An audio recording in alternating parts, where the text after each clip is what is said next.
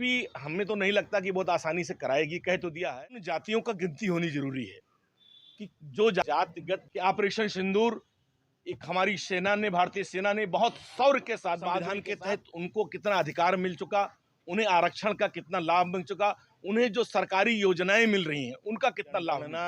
ये हमारी समाजवादी पार्टी बहुत पहले से नेता हमारे माननीय अखिलेश यादव जी करने के बाद इस सब में सेना ने पाकिस्तान में स्ट्राइक कर उसको उसका हक दे करके उस समाज की मुख्य धारा में बराबर ला सकते। दलित वर्ग, पिछड़ा वर्ग, अति पिछड़ा वर्ग, अल्पसंख्यक वर्ग और सिंह यादव जी शुरू से जो वर्ग, जो समाज अभी जैसे पीड़ित में जो अपर कास्ट है वो भी पीडीए में है। पोलराइजेशन करके धर्म के नाम पर राजनीति करके कर दे पाए हैं, न महंगाई कम कर पाए हैं। तो अब ये सीधी लड़ाई भारतीय जनता पार्टी और समाजवादी पार्टी की पीडीए सालों से, जब कांग्रेस की सरकार तब से 11 साल की सरकार है, तब से हमारी पार्टी और हमारे नेता इसकी मांग करते थी। पीडीए की मांग थी जब देश में आतंकियों को नष्ट किया अपनी जानों। नमस्कार दोस्तों, आप देख रहे हैं द एक्सपोज इंडिया। मेरा नाम विनय है। हमारे चैनल पे पहली बार आए तो चैनल को सब्सक्राइब करें, शेयर करें, कमेंट बॉक्स में अपनी राय और दें। समाजवादी पार्टी के कद्दावर नेता, पूर्व लोकसभा प्रत्याशी, राष्ट्रीय सचिव समाजवादी पार्टी के मसूद आलम खान पहुंचे श्रावस्ती। 4 सूत्रीय मांगों को लेकर दिया जिला अधिकारी को ज्ञापन। समाजवादी पार्टी के कद्दावर नेता मसूद आलम खान श्रावस्ती में पहुंचे, वहां पे अपने कार्यकर्ताओं के साथ भी बैठक। आज हमने जिलाधिकारी कार्यालय में पहुंच करके जिलाधिकारी महोदय को एक प्रतिनिधिमंडल के साथ एक ज्ञापन सौंपा है, जो कि एक ज्वलंत मुद्दा था। इस खास तौर से मदरसे और कुछ धार्मिक स्थलों को डिमोलिश करना या उन्हें सील करना। आप सब जान रहे हैं कि 2024 में हम यहाँ से लोकसभा की तैयारी कर रहे थे, 4-6-8 महीने क्षेत्र में थे, तो लोगों से संपर्क थे, लोगों की अपेक्षाएं हमसे थी, तो लोग हमसे बार बार फ़ोन कर रहे थे कि हमारे साथ ज्यादती हो रही है। तो हमने इस सापेक्ष में 7 मई को मंडलायुक्त महोदय देवी पाटन मंडल को एक ज्ञापन दिया था और उन्होंने आश्वासन दिया था कि नहीं, हम ऐसी किसी भी गैर कानूनी कार्य पर रोक लगेगी। इसी संदर्भ में हमने समय लिया था। आज डीएम महोदय ने समय दिया। आज मैंने समय लेकर के उन्हें एक ज्ञापन सौंपा है। पहले मैं उसको आप सबके समक्ष पढ़ देना चाहता हूँ। जिलाधिकारी महोदय, श्रावस्ती, उत्तर प्रदेश। विषय सुप्रीम कोर्ट के स्पष्ट आदेशों के बावजूद जनपद श्रावस्ती में मदरसों को बुलडोजर से ध्वस्त करने या सील किए जाने के संबंध में महोदय, हम आपका ध्यान एक गंभीर संवैधानिक विषय की ओर ध्यान आकृष्ट कराने हेतु प्रस्तुत कर रहे हैं। जैसा कि विदित है कि माननीय सुप्रीम कोर्ट ने मोहम्मद यूनुस बनाम उत्तर प्रदेश राज्य 2020 तथा 2023 में जनहित बनाम उत्तर प्रदेश राज्य सहित अनेक मामलों में यह स्पष्ट निर्देश दिया है कि किसी भी प्रकार की अतिक्रमण हटाने की कार्रवाई बिना विधिक प्रक्रिया और पूर्व सूचना के नहीं की जा सकती, ना ही किसी विशेष समुदाय को लक्ष्य बनाकर ऐसी कार्रवाई की जा सकती है। परंतु अत्यंत खेद के साथ सूचित करना पड़ रहा है कि श्रावस्ती जनपद में हाल ही में दर्जनों मदरसों को बिना स्पष्ट नोटिस, कानूनी सुनवाई और वैध प्रक्रिया के या तो बुलडोजर से ध्वस्त कर दिया गया है अथवा सील कर दिया गया है। ये कार्रवाई संविधान के अनुच्छेद 14 समानता का अधिकार, अनुच्छेद 25-28 धार्मिक स्वतंत्रता तथा सुप्रीम कोर्ट के उपरोक्त आदेशों का घोर उल्लंघन है। वक्फ संपत्तियों से संबंधित सुप्रीम कोर्ट का निर्देश। वक्फ बिल के कानून पारित होने के पश्चात कई संस्थाओं द्वारा सुप्रीम कोर्ट में कुछ प्रावधानों को चुनौतियां दी गई हैं, जिस पर सुनवाई चल रही है। सुप्रीम कोर्ट ने स्पष्ट निर्देश दिए हैं कि जब तक अंतिम निर्णय नहीं आ जाता, जब तक मदरसे, मस्जिद, मजार, खानकाह, कब्रस्तान आदि वक्फ संपत्तियों की यथास्थिति बनी रहेगी। लेकिन इसके बावजूद कई स्थानों पर धार्मिक स्थलों के साथ छेड़छाड़ की जा रही है। हमारा आपसे निवेदन है कि बिंदु 1, इन कार्रवाइयों की स्वतंत्र और निष्पक्ष जांच कराई जाए। बिंदु 2, कि जिन मदरसों को गैर कानूनी रूप से निशाना बनाया गया है उन्हें तत्काल न्याय दिलाया जाए। बिंदु 3, की सुप्रीम कोर्ट के आदेशों की अनुपालन सुनिश्चित किया जाए। बिंदु 4, की भविष्य में ऐसी किसी भी कार्रवाई से पूर्व विधिक प्रक्रिया का पालन अनिवार्य किया जाए। हमें विश्वास है कि आप द्वारा संविधान, विधि, व्यवस्था और न्याय की मर्यादा को बनाए रखने हेतु यथोचित कदम उठाया जाएगा।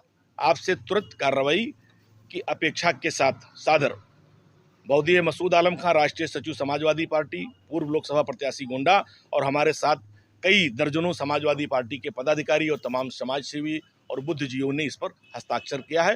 और जो लोग हमारे साथ प्रतिनिधिमंडल में, उनके साथ मिल करके डीएम साहब को यह ज्ञापन सौंपा गया है। देखिए, जातिगत जनगणना ये हमारी समाजवादी पार्टी की बहुत पहले से, आदरणीय नेता मुलायम सिंह यादव जी शुरू से 10 साल 15 सालों से, जब कांग्रेस की सरकार थी तब से, बीजेपी की 11 साल की सरकार है तब से हमारी पार्टी और हमारे नेता इसकी मांग करते रहे हैं।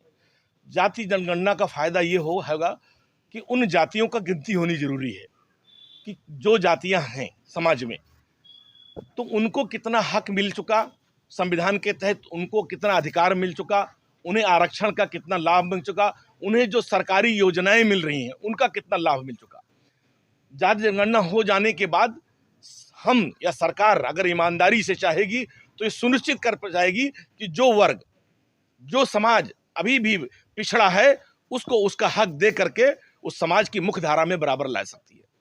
देखिए, बीजेपी हमें तो नहीं लगता कि बहुत आसानी से कराएगी, कह तो दिया है चूंकि बहुत आसानी से कराएगी बीजेपी, और इसमें कुछ उसमें अड़चनों डालेगी, ठीक है। लेकिन अब चूंकि देश की मांग थी, पीडीए की मांग थी, जब देश की 80% और 90% लोग चाहने लगे, जनता चाहने लगी पीडीए, जैसे जो पीडीए की आबादी है वो 90% है इस देश में, जिसके नेता हमारे माननीय अखिलेश यादव जी हैं, तो पीडीए के दबाव में, माननीय अखिलेश यादव के दबाव में और विपक्ष के दबाव में ये भारतीय जनता पार्टी को फैसला लेना पड़ा जाति जनगणना का। आने वाले विधानसभा के चुनाव में जाहिर सी बात यह है कि भारतीय जनता पार्टी सिर्फ पूंजीपतियों की पार्टी है, बड़े लोगों की पार्टी है। आज के समय में सीधी लड़ाई भारतीय जनता पार्टी और समाजवादी पार्टी की पीडीए से है। अब दलित वर्ग, पिछड़ा वर्ग, अति पिछड़ा वर्ग, अल्पसंख्यक वर्ग और पीड़ित वर्ग, जैसे पीड़ित में जो अपर कास्ट है वो भी पीडीए में है, अपर कास्ट का जो पीड़ित है वो भी पीडीए में है। ये सारे लोग भारतीय जनता पार्टी की झूठ कि इन्होंने 2 करोड़ सालाना रोजगार देने की बात, 10 लाख रुपए खाते में देने की बात, किसानों की कर्ज माफी करने की बात, किसानों की आय दुगनी करने के बाद, महंगाई खत्म करने के बाद, इस सब में फेल हो चुके हैं। ना रोजगार दे पाए हैं, ना महंगाई कम कर पाए हैं। तो अब ये इनके पास सिर्फ पोलराइजेशन करके, धर्म के नाम पर राजनीति करके, अभी जैसे आपने देखा कि ऑपरेशन सिंदूर, एक हमारी सेना ने, भारतीय सेना ने बहुत शौर्य के साथ, बहादुरी के साथ, भारतीय सेना ने पाकिस्तान में स्ट्राइक करके आतंकियों को नष्ट किया, अपनी जानों की कुर्बानी दी, शहादत दी। लेकिन अब बैनर किसका लग रहा है? मोदी जी का। मोदी जी बम गिराने गए थे, जो शहीद हुए हैं सब 5-7 सैनिकों, मोदी, वहां पर किसका लगना चाहिए भाई? एक वो जो महिला विंग कमांडर थी हमारी व्योमिका सिंह, हमारी एक दूसरी कर्नल थी, कर्नल सोफिया।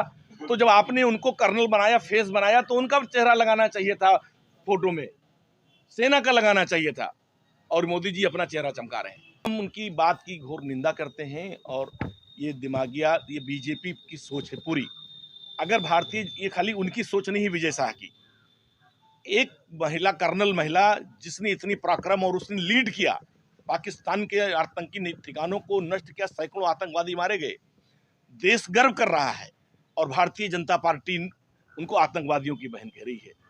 तो अगर विजय शाह की बात से मोदी जी और शाह जी और नड्डा जी सहमत नहीं होते तो उन्हें हटाते। तो इसके मतलब कि विजय शाह को नहीं हटाया गया, सुप्रीम कोर्ट ने फटकार लगाई कि अच्छा है, तो ये सोच उनकी ही नहीं, पूरी भारतीय जनता पार्टी की सोच है, जो कि देश के लिए घातक है और बहुत ही सांप्रदायिक सोच है ये।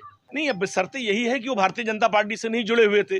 भारतीय जनता पार्टी से जुड़े होने के साथ कुछ भी करे। एक मंत्री, एक वहाँ के एक मंत्री जो देवड़ा है, कौन सा है वो, उप मुख्यमंत्री है मध्य प्रदेश के, उन्होंने तो कह दिया कि पूरी देश की सेना मोदी जी के कदमों में, चरणों में नतमस्तक है। इससे ज्यादा शर्म की क्या बात है? तुरंत इस्तीफा देना चाहिए था। देश की सेना से बढ़कर कोई चीज नहीं। हम यहाँ अगर आपको इंटरव्यू दे रहे हैं, आप सब लोग बैठे हैं, तो ये सीमा हमारे बगल से, यहाँ श्रावस्ती बैठे हैं, ये भी बॉर्डर का क्षेत्र है, तो यहाँ पर सीमाओं पर सीमा सुरक्षा बल मौजूद खड़ा है, तो हम आप यहाँ सुकून से सो रहे हैं, हमारा परिवार रह रहा है। तो इसलिए सेना के साथ जिन लोगों ने बात कही है, उन्हें वहाँ का उन्हें देश और देश की जनता कभी माफ नहीं करेगी।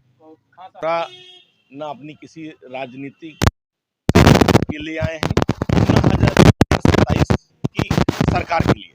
हमारी सरकार तो 2027 में ऊपर वाला चाहेगा बनेगा ही। हम यहाँ पर जो हमने क्या कहा कि हम 2024 में 4-6-8 महीने आप लोगों के बीच रहे, इस जिले के बीच के रहे, तो जिन लोगों को समस्याएं होती हैं, परेशानी होती है, वो हमसे संपर्क करते हैं।